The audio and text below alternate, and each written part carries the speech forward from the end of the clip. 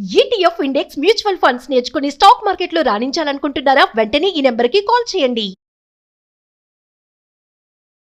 నమస్తే రమగారు. నమస్తే జయ. రమగారు, ఆడపిల్లలు పుట్టగానే ఆడపిల్ల అంటే మన పిల్ల కాదు, వేరే ప్లేస్కి వెళ్ళే పిల్ల అనే ఒక అర్థం ఫస్ట్ నుంచి మనకుంది. కాలక్రమేణా మార్పులు వస్తున్నాయి. ఆడపిల్లైనా మగపిల్లోనైనా ఇద్దరూ సమానమే, ఆరోగ్యంగా ఉంటే చాలనే పరిస్థితిలో మనం ఉన్నాం. ఇద్దరిని సమానంగా చదివిస్తున్నాం, సమానంగా ఉద్యోగాలు ఇప్పిస్తున్నాం, సమానంగా సంపాదిస్తున్నారు, అన్నిటా సమానమే. కానీ ఈ మధ్యకాలంలో ఒకటి చూస్తూ ఉన్నాం రమ్మగారు, పెళ్ళయ్యే వరకు తండ్రి సమక్షంలో, పెళ్ళైన తర్వాత భర్త సమక్షంలో ఉంటున్నాం మేము. మాకంటూ ఒక ఇల్లు, ఒక ఒక హోదా అనేది మాకు ఉండట్లేదు కదా. అంటే నాకు ఎట్లా చెప్పాలో తెలియట్లేదు. నేను చూసిన కొన్ని క్లిప్పింగ్స్ చూసి మిమ్మల్ని అడుగుతా ఉన్నాను. మాకంటూ సొంతంగా ఏం లేదు కదా, ఎంతసేపు ఇంకొకరి మీద మేము ఆధారపడటమేనా, ఇటు తండ్రి కావచ్చు అటు భర్త కావచ్చు అనే ఒక వాదన. మేము సొంతానికి ఏం చేయాలి అనేది, అది ఎంతవరకు సమర్థనీయం అండి? అంటే వీళ్ళ సొంతానికి వీళ్ళకి కూడా ఓ ఇల్లు కావాలంటారా? వాళ్ళ ఉద్దేశం అదే అనుకుంటున్నాను బహుశా నేను. ఇవన్నీ కూడా మనుషుల్లో విపరీత భావజాలాలకి నిదర్శనాలు జయ.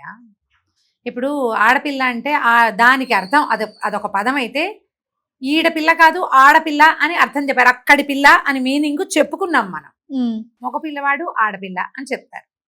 ఆడతనం అంటే ఏమిటి? అక్కడితనం అని కాదు, స్త్రీత్వానికి ఒక పదం అమ్మ అది.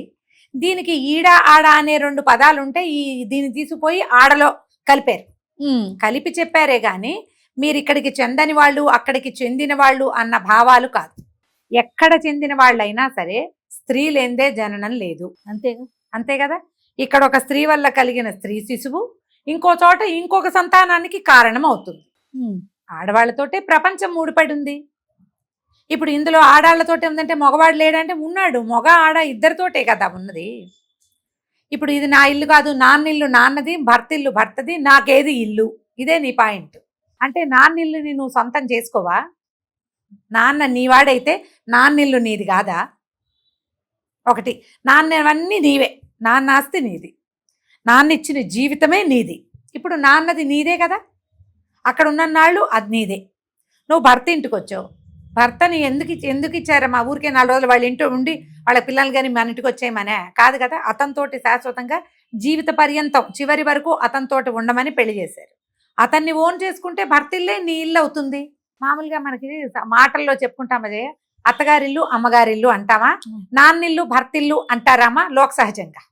మీ ఆడపిల్ల పదం లాగానే అమ్మ వాళ్ళిల్లు అమ్మగారిల్లు అత్తగారిల్లు.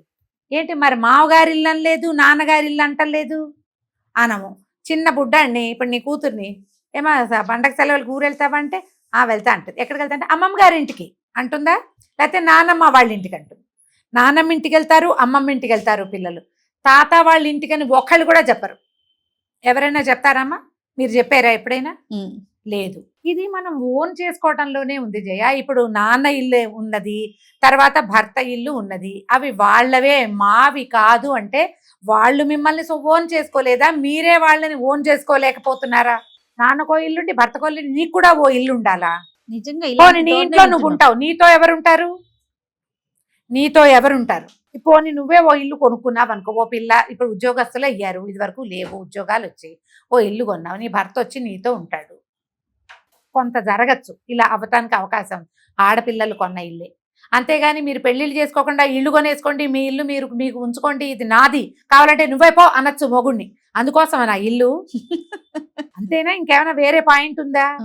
నేను దేనికి చెందిన దాన్ని అంటే నువ్వు అందరికీ చెందిన దానివే. నువ్వు నీ లోపల ఇలాంటి భావాలు పుడితే నువ్వు దాని వెనకాల పరిగెత్తి నీతో పాటు ఒక గుంపుని కూడా అలా ముందుకు తీసుకెళ్తే మీరు ఎవ్వరికీ చెందని వాళ్ళుగా ఉండిపోతారు. అది అర్థం చేసుకోవాలి.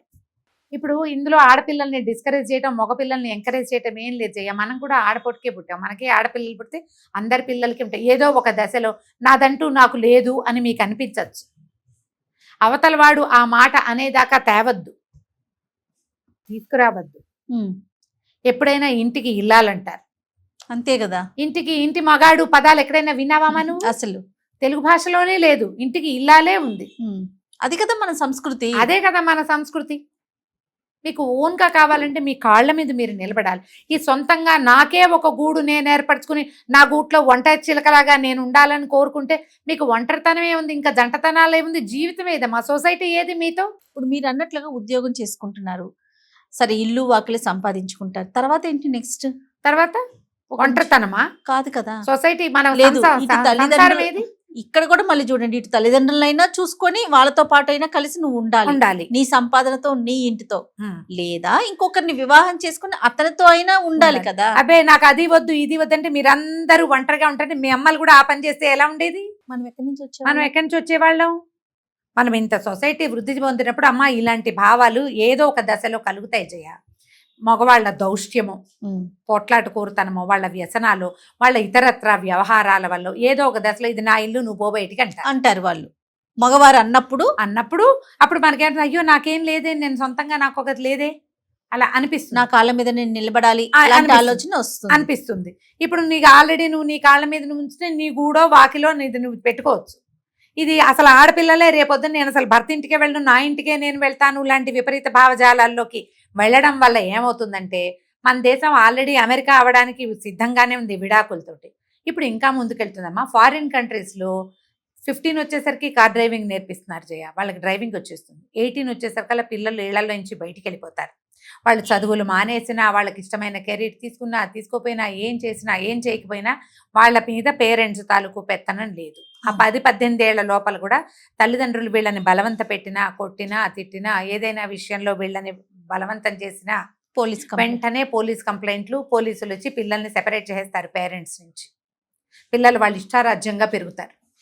వాళ్ళ కాళ్ళ మీద వాడు నుంచుంటాడో పడుకుంటాడో పాకుతాడో వాడి తంటాలు వాడు పడతాడు. ఫ్యామిలీ సొసైటీ అనేది లేదు అక్కడ. అవును, అమ్మ నాన్న వాళ్ళ దారిని వాళ్ళు ఉంటారు, పిల్లలు వాళ్ళ దారిని వాళ్ళు ఉంటారు. సంవత్సరానికి ఓసారో 2 సార్లు థ్యాంక్స్ గివింగ్ డేకి, ఫాదర్స్ డే, మదర్స్ డే, ఈ డేలకి కలుసుకుంటారు. కుటుంబ వ్యవస్థ చిన్నాభిన్నం ఆల్రెడీ అయిపోయింది అక్కడ.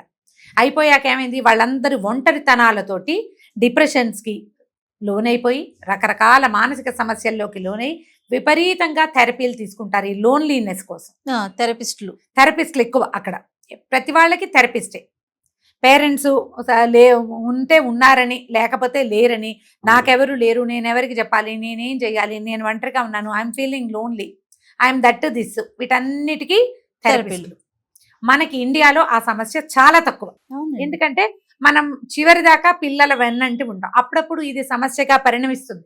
పేరెంట్స్ తాలూకు బలవంతాల వల్ల పిల్లలు కొంత ప్రెస్ అవుతారు, కానీ పేరెంట్స్ సహాయంతో పిల్లలు బాగుంటున్నారు ఇండియాలో. ఇప్పుడు ఈ ఆడపిల్లలకి నీది నువ్వు ఏర్పరచుకో, నీ ఇల్లు నాన్నిల్లు నీది కాదు, నీది కాదు, నీది నీకే, నీ ఇల్లు నువ్వు సంపాదించుకో, నీ గూడు నువ్వే ఏర్పరచుకో, అప్పుడు నువ్వు అమెరికా వెళ్ళిపో, ఇండియాని అమెరికాని చేసే నువ్వు. ఈ భారతదేశంలో మనకు ఉన్నది ఏమిటి, సమిష్టి కుటుంబ వ్యవస్థ. మనం అన్నదమ్ములతోటే సెపరేట్ అయిపోయి, అన్నదమ్ములు మనం కలిసి ఉండట్లేదు, కలిసి ఒక చోట వండుకుని తింటలేదు. అసలు మన దగ్గర పూర్వకాలం నుంచి ఉన్నటువంటి ఉమ్మడి కుటుంబ వ్యవస్థకి ఆల్రెడీ నీళ్ళు వదిలేసాం మనం. అవును, వదిలేసి అప్పుడప్పుడు అయినా కుటుంబాలు కలుసుకునే పద్ధతిలో ఇంచి కూడా అసలు కలుసుకొని సంవత్సరానికి ఒకసారి కాదు 10 ఏళ్లకోసారి అన్నదమ్ములు అక్క చెల్లెళ్ళు కలుసుకునే దౌర్భాగ్యపు సమాజంలోకి ఆల్రెడీ వచ్చేసామమ్మా. అందుకే మనకి నాకు పెద్దవాళ్ళు లేరు, నాకు చెప్పేవాళ్ళు లేరు, నా డెలివరీ అప్పుడు నాకు పోస్ట్ పార్టం ఎంత ఎక్కువగా ఉంది జయ. ఇది వరకు ఎందుకు లేదు, అసలు వినలేదు ఆ మాట. ఎందుకంటే ఇది వరకటి కాలంలో అసలు డాక్టర్లే లేరు, అవకాశమే లేదు. ఇళ్లల్లో పురుళ్ళు పోసుకున్న రోజుల్లో, కనేదాకా పనిచేసిన రోజుల్లో, కనంగానే 11వ రోజు నుంచి తమే స్వయంగా వంట చేసుకుని తినగలిగే రోజుల్లో కూడా పోస్ట్ పార్టం లేదు. ఎందుకంటే పుట్టింట్లోనే అత్తవారింట్లోనే ఉండేవారు మనుషుల మధ్యన మనుషులు ఉన్నారు, ఒంటరితనం లేదు. ఇప్పుడేమైంది, మీకు పోస్ట్ పార్టం అని అసలు నీకు నెలదప్పి నువ్వు ఒక డ్రాప్ యూరిన్ వేసి చూసుకున్న రోజు నుంచి మొదలుపెట్టి నువ్వు డాక్టర్ల పర్యవేక్షణలో ఉంటావు. ప్రతి నెల చూస్తావు డాక్టర్ని. ఆడ బోళ్ళంత సమాజం ఉంటుంది. ఎంతసేపు నాకు ఇది నాకు అది అని పెడుతూ ఉంటావు, అన్ని చోట్ల కంటావు. కానీ ఏ రోజున కూడా నీ చుట్టూ 5-6 ఉంటారు, భర్తలు వచ్చి నుంచుంటారు. అయినా నీకు పోస్ట్ పార్టం ఎందుకుంది? ఎందుకంటే నీకు మనుషులతో అవసరాలు ఉన్నప్పుడు నువ్వు మనుషులందరినీ తృణీకరించేస్తావు. నీకు మానసికంగా నువ్వు బలహీనపడ్డప్పుడు నీ వెనకాల నుంచోటానికి మనుషులు లేకుండా చేసుకుంటున్నాం మనం. ఇప్పుడు వీళ్ళంతా జస్ట్ సపోర్ట్ చేసేవాళ్ళు, ఆ టైంకి యాక్ట్ చేసి డబ్బులు తీసుకుని వెళ్ళిపోతారు. డాక్టర్లైనా, నర్సులైనా, సర్వీస్ చేసేవాళ్ళు ఎవరైనా అంతే కదా. ఎవరు నీతో ఉండేది, నీతో ఇచ్చిపుచ్చుకునే ధోరణి, నీ ప్రేమానుబంధాలతోటి ఉన్న వాళ్ళు నీతో నుంచుంటారు. నాన్నిల్లు నాది కాదు, మొగుడిల్లు నాది కాదు, నా ఇల్లు నాదే, నాకు వేరే ఉండాలి అని నువ్వు భావిస్తే నీ ఇంట్లో నువ్వు ఒకదానివే అఘోరిస్తావు. దిక్కుమాలిపోవటం అనే పదం చూసావా, ఇక్కడ వస్తుంది అది. ఇప్పుడు నా ఇల్లు నాకేనని నువ్వు, నా ఇల్లు నాకు ఉండాలని ఏ ఆడపిల్ల ఆలోచించండి అమ్మా, అందులో తప్పుందని నేను అంటల్లా. కానీ అది విపరీతంగా పోకూడదు. నాది నాకు కావాల్సిందే. మన అమ్మ కూడా వేరే ఇంటి నుంచి ఇక్కడ వచ్చింది. వచ్చింది, కానీ అమ్మ ఇల్లు అని మనం చెప్పుకోవట్లా. చెప్పుకోవట్లా, అది పుట్టిల్లు మనకి. అయింది మన కదా. అత్తగారు కూడా వేరే ఇంటి నుంచి ఇక్కడికి వచ్చింది, ఆ, అత్తవారి ఇల్లు వల్ల రేపొద్దున మనం కూడా అంతే అంతే కదా. అంతే. మనం మన బిడ్డలకి అమ్మ వాళ్ళ ఇల్లు అవుతాము, లేదా మగ పిల్లలు అయితే అత్తవారి ఇల్లు మనమే ఆ, కదా. ఇప్పుడు మీరు గనక పెద్ద అయ్యాయి ఉద్యోగాలు వచ్చాక నా ఇల్లు నా గూడు నాదే ఉండాలి, ఇందులో నాదే ఉండాలి, నా కథే నడవాలి, కావాలంటే నేనే వీళ్ళని బయటికి పొమ్మనాలి, దిస్ ఈజ్ మై ప్లేస్ అని అనాలన్న ఉద్దేశం నీకుంటే నీ పిల్లలు టీనేజ్ దాటకుండానే నువ్వెవతో పో నీ కూడా రోడ్డు మీదకి వెళ్తామంటారు. మీరు చూపించిందే, నువ్వు చెప్పిన విద్యయే నీరజాక్ష అంటారు పిల్లలు, అదే కదా అంటారు. మీ తర్వాత సమాజాన్ని గురించి ఆలోచించండి. ఇలాంటి విపరీత భావజాలాలు మనకి ప్రతి దశలోనూ వస్తాయి. కొంత మాట్లాడుకుని సరిపుచ్చుకుని మనం ముందుకెళ్తేనే మనం ఒక సరైన సమాజంలోకి, అంటే ఫ్యామిలీ సమాజాలు పోకుండా, ఫ్యామిలీ సొసైటీస్ డిస్టర్బ్ కాకుండా వెళ్ళగలుగుతాం. ఇలాంటి మాటలు తేడాలు, ఈ ఇల్లు నాది అనే మాటలు మగవాళ్ళు మాట్లాడడం మానేయండి మొదట. మీరు ఇలాంటి మాటలు మాట్లాడడం వల్లే ఆడపిల్లలో ఇలాంటి పిచ్చి భావజాలాలు వస్తున్నాయి. అవును, వాళ్ళు సొంతంగా నాకు ఒక ఇల్లు అంటే ఏ మగవాడు లేకుండా, ఇప్పుడు పెళ్లి కాదు ఎవడో ఒక మగవాడు అయినా కూడా నీకు మగవాడు కావాల్సిందే కదా, అవునా? ఎందుకు ఇప్పుడు అసలు పెళ్ళే లేని సమాజం వైపుకి దారి తీసే పరిస్థితి దేనికి వచ్చిందంటే ఈ నోటుకొచ్చినట్టు మాట్లాడడం వల్ల. ఇది మగపిల్లలైనా ఆడపిల్లలైనా మీరు ముందు మగవాళ్ళు ఇది నా ఇల్లు నువ్వు పో అని అనకూడదు. ఎస్, వివాహం చేసుకున్నాక మీ ఇల్లు మీ నాన్న కట్టినా మీ తాత కట్టినా ముత్తాత సంపాదించి ఇచ్చినా కూడా మీతో పాటు 100% భాగస్వామ్యం మీ భార్యది. ఈ పో అనే మాట మానేయండి. ఆడపిల్లలకి ఈ భావజాలాలు పెరగటం మొదలుపెట్టినాయంటే అయ్యా క్షమించండి, మీకు పెళ్ళాలు దొరకరు. కరెక్ట్. ఇవి తర్వాత మన సమాజం ముందుకు వెళ్ళదు. మీకు ఎప్పుడైతే రిలేషన్స్ లేవో సమాజం బాగుండదమ్మా. అప్పుడప్పుడు ఈ రిలేషన్స్ వల్ల మనం బాధపడతాం, ఇబ్బంది పడతాం. అందుకని అసలు దీన్ని మొత్తాన్ని ఇందులో నుంచి ఎరాడికేట్ చేసేయాలని అనుకోకూడదు. మనం అనుకుంటే ఇంకేముంది, ఎక్కడికి వెళ్తాం మనం? నువ్వెవరో నేనెవరో ఈ ధోరణిలోకి వెళ్తే ఎట్లా?